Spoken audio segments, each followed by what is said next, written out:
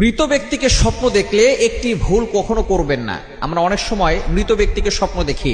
অনেকের বাবা মা দুনিয়া থেকে বিদায় নিয়েছেন, অনেকের আত্মীয় স্বজন পাড়া প্রতিবেশী দুনিয়া থেকে বিদায় নিয়েছেন। আমরা তাদেরকে স্বপ্ন দেখলে অনেকে একটা ভুল কাজ করে থাকি। আগে আমরা শুনবো মৃত ব্যক্তিকে স্বপ্ন দেখলে কি কি করতে হবে এবং যে ভুল কাজটি করা যাবে না সেটা আমরা পরে শুনছি সিরিয়াল অনুযায়ী। প্রথমে আমরা জানবো মৃত ব্যক্তিকে স্বপ্ন দেখলে কি কি করতে হবে। আমরা অনেক সময় মৃত মা বাবাকে স্বপ্ন দেখি, অনেক সময় আমাদের মৃত দাদা আছে, নানা আছে, যারা দুনিয়া থেকে বিদায় নিয়েছেন তাদেরকে স্বপ্ন দেখি।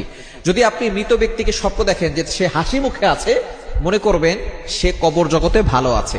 আর যদি দেখেন যে মৃত ব্যক্তি সে খুব কষ্টে আছে, কান্না করছে অথবা ভয়ঙ্কর কোনো জায়গায় রয়েছে, তাহলে মনে করবেন সে খুব কষ্টে আছে।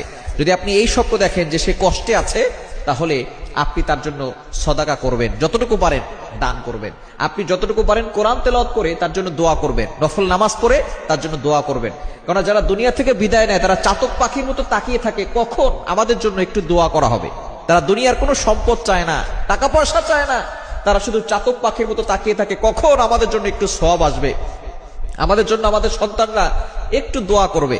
এজন্য সন্তান যারা আছে, পিতামাতা মারা গেলে এবং কোনো দাদা দাদি নাতি যদি এমন থাকে যে সে বড় আলেম হয়েছে অথবা সে কোরআন শরীফ পড়তে জানে, সে তার দাদা দাদির জন্য দোয়া করবে, সদাকা করবে, এরপরে কোরআন তেলাওয়াত করে দোয়া করবে, নফল নামাজ পড়ে দোয়া করবে।